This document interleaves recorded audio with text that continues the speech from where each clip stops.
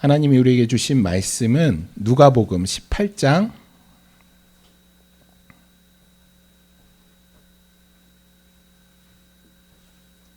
31절로 34절까지 하나님 말씀입니다. 누가복음 18장 31절에서 34절까지 말씀인데요. 우리 짧으니까 한 목소리로 같이 우리 성경 말씀 읽으면 좋을 것 같습니다. 우리 큰 소리로 우리 함께 읽도록 하겠습니다. 시작. 예수께서 12 제자를 데리시고 이르시되 보라 우리가 예루살렘으로 올라가노니 선지자들을 통하여 기록된 모든 것이 인자에게 응하리라. 인자가 이방인들에게 넘겨져 희롱을 당하고 능욕을 당하고 침뱉음을 당하겠으며 그들은 채찍질을 하고 그를 죽일 것이나 그는 3일 만에 살아나리라 하시되 제자들이 이것을 하나도 깨닫지 못하였으니 그 말씀이 감추었으므로 그들이 그 이르신 바를 알지 못하였더라. 아멘. 아멘. 오늘은 누가복음 80번째 시간입니다. 네, 이제 예수님이 이제 예루살렘으로 향하여 가시고 또 그렇게 가시면서 제자들에게 계속해서 이제 십자가에 대해서 말씀을 하는 장면입니다. 예수님이 제자들에게 말씀하신 것은 다른 것이 아니에요. 그러니까 예수님이 고난받는 것, 또 십자가에서 죽임 당하는 것, 그리고 죽은 지 사흘 만에 부활하겠다라고 하신 것을 예수님이 제자들에게 계속 반복적으로 말씀하고 있어요. 사실 이것은 우리에게 너무 쉬운 내용이죠. 당연하고 우린 너무나 잘 알고 이해하기도 쉬운 것이죠. 예수님이 고난당하시고 죽임당하시고 부활하시는 것, 여러분 우리 기독교인들 중에 이거 잘 모르고 이해 못하겠다라고 하는 사람이 어디 있겠어요. 우린 너무 잘 이해할 수 있죠. 그런데 예수님이 특별히, 여러분 이것은 전 인류예요. 인류. 그렇죠? 예수님의 제자로 선택받은 사람은 전 인류에서 12명이 선택된 거예요. 놀랍지 않나요? 그 경쟁률이 몇이에요? 진짜 놀라운 거죠. 와, 진짜 저는 뭐 소원이 없겠어요. 예? 태어났는데 예수님의 제자야. 대단하지 않나요? 네, 꿈만 같을 것 같아요. 예수님이 12명을 선택했어요. 그리고 선택했을 뿐만 아니라 3년을 먹고 마시면서 또 함께 자면서 제자들에게 이거 알려주셨어요. 예수님이 고난당하고 십자가에 못 박혀 죽으시고 부활할 것들에 대해서 제자들에게 3년 동안 같이 다니면서 먹고 마시며 주무시면서 이 모든 것들을 알려주셨어요. 그런데 지금 오늘 말씀에 이것을 제자들이 하나도 깨닫지 못하더라. 여러분 누가복음에서만 4번이나 예수님이 당신의 죽음에 대해서 말씀하셨어요. 예수님이 변화산에서 그 영광스러운 모습을 보이시면서 그 베드로와 요한과 야고보에게 이 말을 너의 귀에 담아두라. 인자가 장차 사람들 손에 넘겨지리라 말씀하셨어요. 그리고 그 인자의 날을 가르치면서 예수님이 그러나 그가 먼저 많은 고난을 받을 것이다 말씀하셨어요. 이 세대에게서 버림받을 것이다 라고 예수님이 제자들에게 알려주셨어요. 여러분 그럼에도 불구하고 제자들은 그 모든 것들을 깨닫지 못해요. 여러분 예수님이 오셔서 예수님 혼자서 고난과 십자가와 부활을 말씀하신 게 아니죠. 이 예수님의 죽음, 고난, 부활은 구약부터 예언된 것이에요. 구약부터 끊임없이 말씀되어지고 예언되어 온 것을 예수 그리스도가 성취하시는 것이죠. 여러분 예루살렘으로 가는 길에 많은 제자들 가운데 예수님이 12 제자만 따로 불러요. 그리고 이렇게 말씀하고 있어요. 얘들아, 우리가 지금 예루살렘으로 올라가잖아. 거기서 내가 당할 일을 내가 알려줄게. 나는 이방인에게 넘겨질 거야. 그리고 고난 받을 거야. 그리고 죽을 건데 죽은 지 사흘 만에 내가 다시 부활해. 그것은 갑작스러운 사건이 아니라 이미 선지자들 오랜 그 구약부터 예언된 내용을 내가 이루는 거야 라고 예수님이 제자들에게 차근차근 설명해요. 오늘 본문이 그 내용이죠. 여러분, 예수님의 죽으심, 예수님이 말씀하신 건 뜬금없이 예수님이 툭 튀어나와서 말씀하신 것이 아니라 계속 예언되어 온, 구약부터 예언되어 온 그 말을 예수님이 제자들에게 다시금 확인시켜 주고 있다라는 것이죠. 그런데 이것을 왜 제자들이 이해하지 못했을까요? 예수님 때만, 예수님만 이 말씀을 하신 것이 아니라 구약부터 끊임없이 이 말씀이 기록되어진 것인데 왜 예수님의 말씀을 이해하지 못했을까? 여러분, 예수님의 제자들이 미련해서일까요? 여러분, 베드로와 요한과 야고보는 어부였어요. 교육을 받지 못한 사람들이었죠. 예수님의 12제자 역시 대부분 다 평범한 사람들이었어요. 그런데 이 당시의 유대 교육을 생각하면 여러분, 베드로가 사도행전에서 그 하나님이 먹으라고 하는 것들이 내려오는데 그것을 부정하다고 먹지 못해요. 여러분, 베드로가 어떤 일까지 하냐면 이방인과 밥을 먹게 돼요. 그런데 그때 유대인들이 들어오자 베드로가 도망가요. 베드로가 왜 도망갔냐면 이방인과 밥 먹는 게 들켜서 사람들에게 손가락질 당할까 봐. 그래서 사도 바울이 그걸 갖고 베드로를 책망하거든요. 베드로는 뼛속까지 유대인이었어요. 말씀에 대해서 알지 못했다면, 유대인으로서의 교육을 받지 못했으면 이런 행동이 나올 수 없는 것이죠.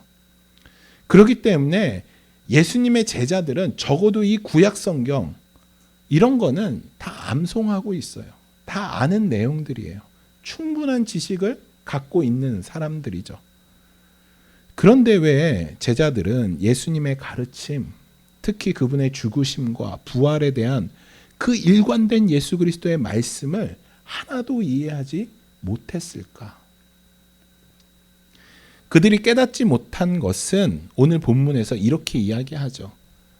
말씀의 의미가 감추어졌기 때문이다라고 오늘 본문이 답하고 있습니다. 여러분, 감추었다라는 것은 두 가지로 이제 해석이 되죠. 하나님께서 그들을 이해하지 못하도록 감췄다. 이렇고, 또 하나는 제자들이 가지고 있던 그 메시아에 대한 선입견, 그 기대감 때문에 예수님의 하신 말씀이 그 선입견과 그런 자기가 가지고 있는 생각으로 이 감추어진 것이에요. 그것을 뛰어넘지 못한 것이죠. 여러분, 첫 번째로 복음의 이 비밀을 하나님의 도움 없이 여러분 전혀 이해할 수 없습니다. 여러분, 이것은 우리가 하나님의 말씀은 우리가 겸손하게 다가가야 돼요. 이 말씀을. 여러분, 제가 정말 이 말씀을 얼마나 많이 보겠어요. 이 말씀을 설교 준비하기 위해서, 성경 공부하기 위해서, 아침에 묵상을 올리기 위해서, 또 제 개인적인 경건 생활을 위해서 이 말씀을 지금까지 얼마나 많이 보아왔겠어요. 그런데 여러분도 알다시피 이 말씀은 볼 때마다 새로워요. 볼 때마다 깨닫는 게 달라요.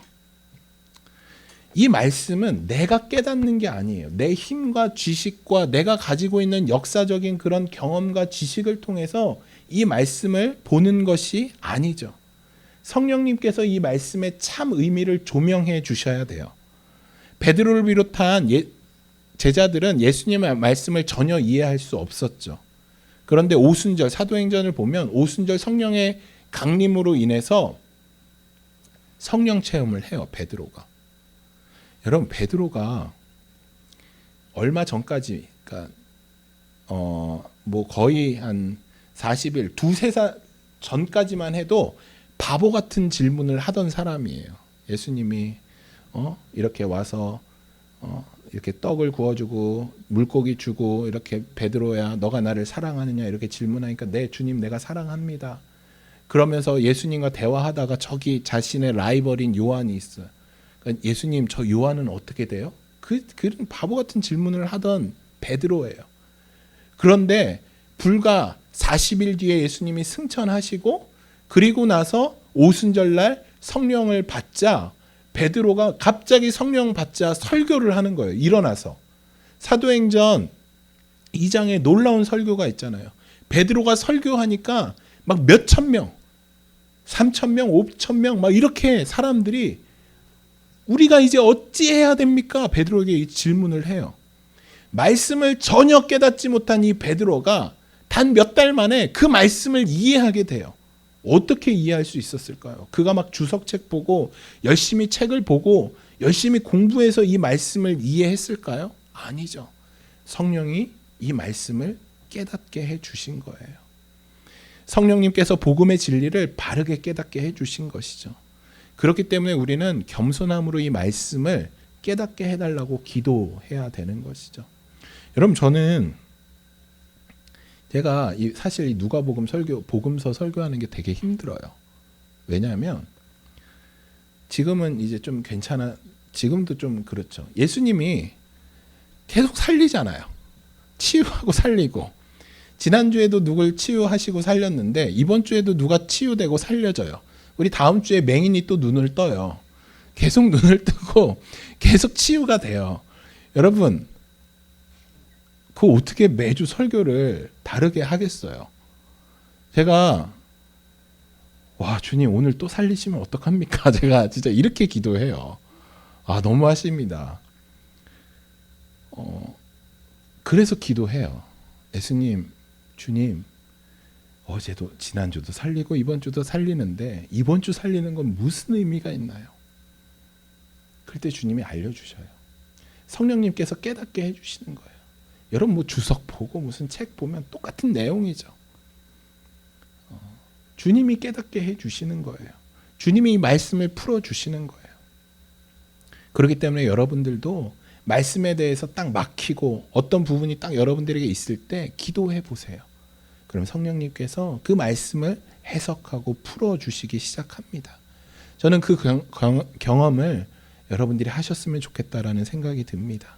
두 번째로는 여러분, 우리가 제자들처럼 우리가 말씀을 온전히 이해하지 못하는 경우는 어떤 것이 있냐면 제자들처럼 내가 원하고 바라는 것이 너무나 분명하기 때문에 그 말씀이 그것으로 인해서 내 생각과 내 힘과 나의 것들로 막혀져 있어서 진짜 진리를 보지 못할 때가 있어요. 제자들은 예수님을 군사적인 지도자로 봤어요. 이 예루살렘을 입성해서 타락한 종교 지도자들을 다 엎어버리고 예루살렘을 통치하는 그 이방인들을 다 무찌르고 예수님이 진짜 왕이 되는 거예요. 우리 중간사 공부했잖아요. 중간사 보면 여러분, 이스라엘이 계속 남의 나라 밑에 있어요. 독립한 건 불과 몇 년이 안 돼요. 다시 시리아한테 잡혀가요. 다시 시리아의 그런 속국이 돼요. 여러분, 시리아의 속국뿐만 아니라 다시 또 로마의 속국이 돼요. 그리고 나서 1945년까지 계속해서 다른 나라의 땅을 잃고 살아가는 존재들이 바로 이스라엘 백성들이에요. 그래서 그 당시에 메시아는 군사적으로 우리를 새로운 왕국, 이스라엘을 새 하나님의 나라로 만들 그 메시아를 기대한 거예요. 예수님을 그렇게 기대한 것이죠. 그래서 예수님이 예루살렘 성에 이제 입성하셔요. 종려주일날 입성하시잖아요. 예수님이 그렇게 입성하실 때 사람들이 예수님을 반겼던 이유도 그 이유예요. 와, 이제 드디어 우리가 이 땅을 정복하겠다. 이 땅의 최고의 나라가 되겠다. 이 기대를 갖고 있었던 것이죠. 그런데 예수님이 성전에서 얼마나 그 사람들을 꾸짖나요? 여러분, 도마가 이런 얘기를 해요. 예수님이 가자 했을 때 도마가 다른 제자들에게 이런 얘기를 해요. 우리도 주와 함께 죽으러 가자. 이렇게 얘기해요. 그 말은 주님과 함께 우리가 십자가를 지자 이런 말이 아니에요. 십자가를 지고 예수님과 함께 예수님을 본받는 삶을 살자가 아니라 도마가 우리도 주와 함께 죽으러 가자는 예수님이 전쟁의 이제 지휘관이 되는 거예요. 그리고 우리는 병사가 되는 거예요. 그래서 우리도 저들을 무찌르러 우리의 목숨을 버리면서 저들을 무찌르러 가자라는 의미로 이야기한 것이죠. 여러분, 나중에 예수님이 이제 예수님의 하신 말씀, 예수님이 이제 십자가에 못 박혀 돌아가시고 부활하셔요. 그리고 부활하시고 나서 두 제자를 엠마오 길가에서 만나요. 그때 엠마오 길가에서 그 제자들이 예수님을 예수님으로 알아보지 못해요. 그리고 자기네들끼리 무슨 얘기를 하냐면, 야, 우리는 예수님이 이스라엘을 속량할 자라고 생각했는데 예수님이 죽어버렸어. 이렇게 한탄해요. 야, 예수님이 이스라엘을 구원할 사람이 아니었나 봐. 이런 얘기를 하는 거예요. 그때 예수님이 그 엠마오에 가는 그 두 제자들에게 이렇게 말씀하세요. 미련하고 선지자들이 말한 모든 것을 마음에 더디 믿는 자들이여. 그리스도가 이런 고난을 받고 자기의 영광에 들어가야 할 것이 아니냐. 그리고 예수님이 그들의 마음을 열어서 성경을 해석해 주셔요. 그리고 이렇게 말씀하셔요. 이같이 그리스도가 고난을 받고 제3일 만에 죽은 자 가운데서 살아날 것과 또 그의 이름으로 죄사함을 받게 하는 회개가 예루살렘에서 시작하여 모든 족속에게 전파될 것이 기록되었으니 너희는 이 모든 일의 증인이라. 이렇게 말씀하셔요. 여러분, 이것이 메시아가 하신 일이죠. 모세와 선지자 시편을 통해서 예언하신 그 하나님의 뜻, 예수님이 고난당하시고 죽으시고 3일 만에 살아나신 것, 그로 인해서 예수님을 믿는 자는 다 구원을 받는 것, 여러분, 이것이 바로 예수님이 하신 일이죠. 여러분, 이 당시에 예수님을 따르던 사람들이 정말 많았지만 각자 기대하는 것들이 있었어요. 그런데 그 기대하는 바가 채워지지 못하자 그들이 다 예수님을 아주 쉽게 떠나버린 것이죠. 예수님을 단지 먹여주는 자, 평안을 갖다 주는 자, 뭔가 자기네 나라의 독립과 자유를 가져다 주는 자, 이런 식으로 예수님을 생각하고 그래서 예수님을 환호한 것이죠. 이 사람들은 이 예수님이 자기의 목숨을 버려서 자신들을 영적으로 구원시켜 줄 것이라는 생각을 단 1도 하지 못했어요. 그래서 그것을 아예 받아들일 수가 없었던 것이죠. 여러분들은 예수님에 대해 어떤 기대를 하고 계셔요? 저는 우리가 말씀, 우리가 예수님, 우리가 진리를 올바로 보지 못하는 것은 진리가 말하는 것과 내가 생각하는 진리가 다르기 때문이라고 생각해요. 그것이 우리의 눈을 막고 있다라고 생각합니다. 여러분들은 예수님을 어떻게 생각하세요? 여러분들은 예수님에 대해서 어떤 기대를 하고 계신가요? 무엇 때문에 예수님을 따르세요? 무엇 때문에 지금 이 자리에 나와 하나님을 예배하고 계신가요? 마음의 위로를 얻기 위해서? 무언가 여러분들의 어떤 기도의 제목들을 이루기 위해서? 삶의 어려움을 제거하기 위해서? 여러분들은 어떤 기대를 하고 계신가요? 오늘 본문은 여기서 멈춰요. 그런데 마태와 마가는 그 다음에 제자들이 한 행동을 기록하고 있어요. 예수님은 그들을 위해 고난받고 죽고 부활할 것을 말씀하셨는데 제자의 반응들이 이렇게 반응돼요. 야고보와 요한의 어머니가 등장을 해요. 마태와 마가복음을 보면. 그리고 예수님 앞에 나와서 이렇게 얘기해요. 선생님이요, 무엇이든지 우리가 구하는 바를 우리에게 하여 주시기를 원합니다. 그러니까 뭐냐면, 예수님, 우리 소원 좀 들어주세요. 그게 뭐냐면 주의 영광 중에 우리를 하나는 주의 우편에 하나는 우리 좌편에 우리를 앉게 하소서. 그러니까 이게 무슨 말이냐면 예수님이 왕이 되잖아요. 그러면 우리 아들 야고보와 요한을 예수님의 오른편과 왼편에 앉게 해주세요. 높은 자리에 올라가게 해주세요. 이거 얘기하는 거예요. 여러분, 예수님이 죽음과 고난과 부활에 대해서 말씀하셨는데 그 제자들이 와갖고 청탁하는 거예요. 우리 국무총리, 한 명은 장관 시켜달라는 거예요. 예수님이 예루살렘으로 왜 올라가고 계신지에 대한 이해함조차 없는 것이에요. 마태복음 20장 28절을 보면 그때 예수님이 말씀하세요. 인자가 온 것은 섬김을 받으려고 함이 아니라 도리어 섬기려 하고 자기 목숨을 많은 사람의 대속물로 주려 함이니라. 여러분, 그 야고보와 요한의 어머니가 와갖고 제자들이 싸워요. 야, 니네만 청탁하냐? 막 그것 때문에 막 서로 싸워요. 예수님 그거 보시면서 이 말씀 하신 거예요. 인자가 온 것은 섬김을 받으려고 하는 것이 아니라 오히려 섬기려고, 내 목숨을 주기 위해 내가 왔다라고 말씀하시는 거예요. 여러분, 예수님이 잡히시기 전날 밤에 어떤 일이 있었죠? 우리가 너무 잘 아는, 그림으로도 그려져 있는 뭐가 있었죠? 최후의 만찬이 있었잖아요. 최후의 만찬 사건에서 어떤 일이 있었나요? 최후의 만찬에서 우리 너무 잘 알잖아요. 성찬식이 있었어요. 예수님이 떡을 나눠주고 예수님이 포도주를 나눠주면서 이것은 나의 피다, 이것은 나의 살이다. 너희들이 이것을 먹고 마시면서 이것을 기념해라 말씀하셨어요. 여러분, 이 성찬식, 최후의 만찬에서 이 성찬식이 기록된 성경이 어디에 있냐면 마태, 마가, 누가복음에 있어요. 그런데 요한복음에는 이 내용이 빠져 있어요. 여러분, 성찬식이 너무 중요해요. 그래서 모든 교회에서 이 성찬식을 하는 거예요. 늘 기념하면서 예수님의 고난과 죽으심을 우리가 늘 기억하는 거예요. 그런데 이 중요한 성찬식이 마태, 마가, 누가는 기록되어 있는데 요한복음에 빠져 있어요.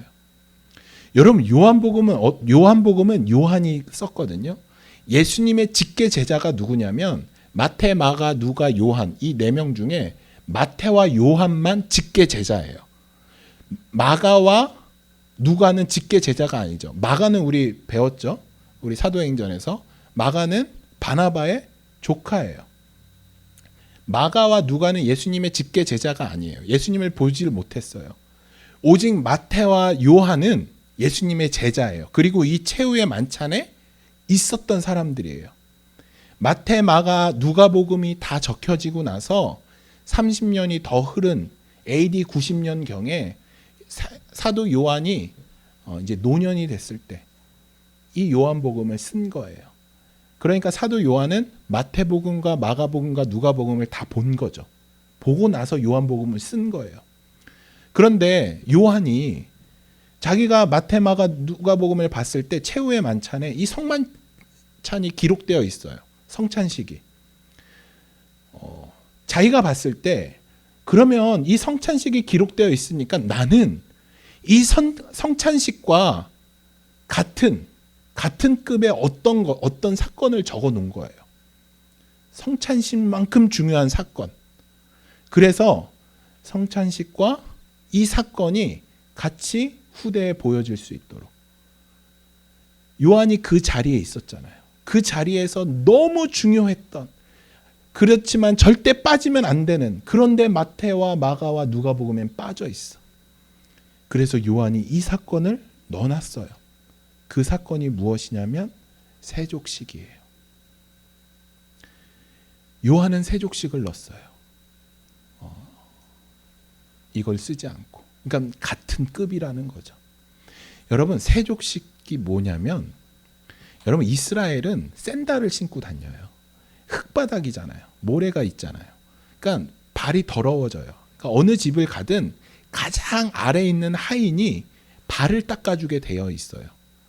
여러분, 그 발은 가장 더러운 부위이기 때문에 주인이 닦지 않아요. 가장 아랫사람인 하인이 닦아줘요. 그러니까 어떤 집을 가든 그렇게 발을 닦아줘요. 예수님이 이제 최후의 만찬을 하러 제자들과 갔어요. 그런데 여러분, 지금 제자들은 뭐 하고 있었나요? 싸우고 있는 거예요. 네가 높니 내가 높니. 그러니까 서로 라이벌들인데 감히 허리를 굽히겠어요, 서로에게? 어떤 상황이면 눈치 보고 있는 거예요. 누가 닦아주나. 그러니까 아무도 내가 어떻게 제 다리를 닦고 제 발을 닦고 고개 빳빳이 들고 그냥 아무도 닦아주지 않는 거예요. 발을. 그냥 모른 척하고 있는 거예요. 그때 예수님이 허리에 수건을 두르세요. 그리고 제자들의 그 12명의 발 하나하나를 다 닦아주시는 거예요. 발을. 예수님이 발을 다 닦아주세요. 그리고 이렇게 말씀하세요. 이것을 기억하라. 내가 온 것은 섬김을 받으려고 온 것이 아니라 섬기기 위해 나의 목숨을 대속물로 너희들에게 주기 위해 온 것이다 말씀하시는 거예요.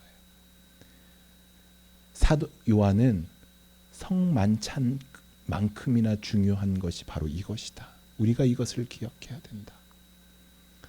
여러분, 예수님이 이 땅에 오신 이유는 섬김을 받으려고 온 것이 아니에요. 그런데 우리는 왜 다 섬김을 받으려고만 하나요? 왜 우리는 다 높은 자리에 앉으려고만 하나요? 여러분, 예수님이 이렇게 말씀하세요. 제자들의 발을 다 닦아 주신 다음에 예수님이 베드로가 이렇게 얘기해요. 왜 내 더러운 발을 왜 씻겨주세요 예수님? 이렇게 얘기를 해요. 그랬더니 예수께서 대답하여 이르시되 내가 하는 것을 내가 지금은 알지 못한다. 하지만 후에는 알 거야. 예수님이 베드로에게 이렇게 말씀하세요. 이 당시 사도 요한도 예수님이 왜 발을 닦아주는지 이해할 수 없었어요. 그런데 요한복음을 기록할 당시에 예수님이 왜 그들의 발을 닦아줬는지 사도 요한은 이해한 거예요. 그래서 이것을 성찬식만큼이나 중요하다라고 생각하고 이것을 기록한 거예요. 여러분, 예수님이 이 땅에 온 것은 낮은 곳에서 우리를 섬기기 위해 오신 것이죠. 섬김을 받으려고 온 것이 아닌 것이죠. 세상의 법칙은 높은 자리에 올라가는 게 최고인 거예요. 섬김을 받아야 되는 것이죠. 그러니까 열심히 공부하고 그러니까 열심히 성공하려고 하는 것이죠. 그런데 예수님의 법칙은 높은 사람이 낮은 사람을 섬기는 거예요. 교회의 법칙, 말씀의 법칙은 높은 사람이 낮은 사람의 발을 닦아주는 거예요. 여러분, 복음을 전하는 것, 교회 안에서 사랑하자, 교회 안에서 우리가 복음을 전하잖아요. 예수님 믿으세요. 말로만 하는 것이 아니다라는 것이에요. 예수님께서 우리에게 보여주신 건 말로만 떠드는 것이 아니라 세상에 나가 복음을 알지 못하는 자들의 발을 닦아줘라라는 거예요. 세상에 나가서 복음을 알지 못하는 사람들의 어려운 부분, 굳은 일을 너희들이 해야 된다라는 것이에요. 우리는 말을 진짜 많이 해요. 목사인 저는 진짜 말 많이 하죠.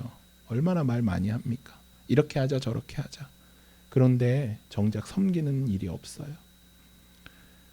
저는 이 모습이 저의 모습이라고 생각을 합니다. 예수님은 가장 낮은 곳, 천한 곳에서 오시고 자기의 생명을 대속물로 주셨는데, 섬기러 오셨는데 나는 자꾸 인정받으려고 해. 자꾸 높은 자리에 앉으려고 해요. 요즘에 한국에서 보면 여러분, 지방에는 사역자를 찾기가 너무 힘들대요. 지방에. 그래서 지방의 교회들은 사택도 주고 월급도 많이 주고 많은 혜택을 줘요, 교회에서. 그래서 사역자들을 오게 하려고. 그런데 안 간대요. 그런데 강남에 이런 데는 수도권은 사역자가 너무 몰려요. 경쟁률이 엄청 치열하다는 것이에요. 저는 이 이야기를 들으면서 너무 가슴이 아팠어요. 여러분, 저희가 이제 목사 안수 받으면서 이 찬양을 많이 해요. 항상 목사 안수 받는 그런 예배 때, 안수식 예배 때 이 찬양을 해요. 찬송가 323장이에요. 부름받아 나선 이 몸. 그 가사가 뭐냐면, 부름받아 나선 이 몸 어디든지 가오리다. 괴로우나 즐거우나 주만 따라 가리이다. 어느 누가 막으리까? 죽음인들 막으리까? 어느 누가 막으리까? 죽음인들 막으리까? 2절은 더해요. 아골 골짝. 이것은 해골 골짝이죠. 아골 골짝은 해골 골짝이에요. 빈들에도 복음 들고 가오리다. 소돔 같은 거리에도 사랑 안고 찾아가서 종의 몸에 지닌 것도 아낌없이 드리이다. 종의 몸에 지닌 것도 아낌없이. 그러니까 내 목숨 생명 다 주겠다는 거예요. 주님이 말씀하신 곳에서. 여러분, 3절은 존귀 영광 모든 권세 주님 홀로 받으소서. 나 안 받겠다는 거예요. 멸시천대 십자가는 제가 지고 가겠습니다. 이름 없이 빚도 없이 감사하며 오직 섬기기만 하겠습니다. 이름도 없이 빚도 없이. 여러분, 이게 목사 안수 받을 때 고백하는 찬양이에요. 그런데 지방에는 안 간대요. 수도권에만 몰린대요. 주님은 우리 섬기러 오셨는데 우리는 화려한 곳만 찾죠.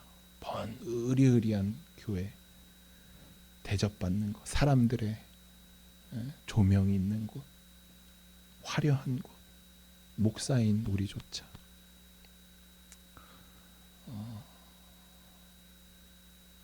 여러분, 예수님을 왜 믿으세요? 여러분은 예수님에 대한 어떤 기대를 하고 있으셔요? 내가 하고 있는 그 기대가 우리의 모습을 통해 드러나는 것이죠. 저는 이 부름받아 나선 이목, 이 찬양의 가사가 우리의 마음 깊이 새겨지기를 소망합니다. 이름도 없이 빛도 없이 주만 따라 가오리다. 이 고백이 저의 고백뿐만 아니라 여러분들의 고백이 되기를 간절히 소망합니다. 기도하겠습니다.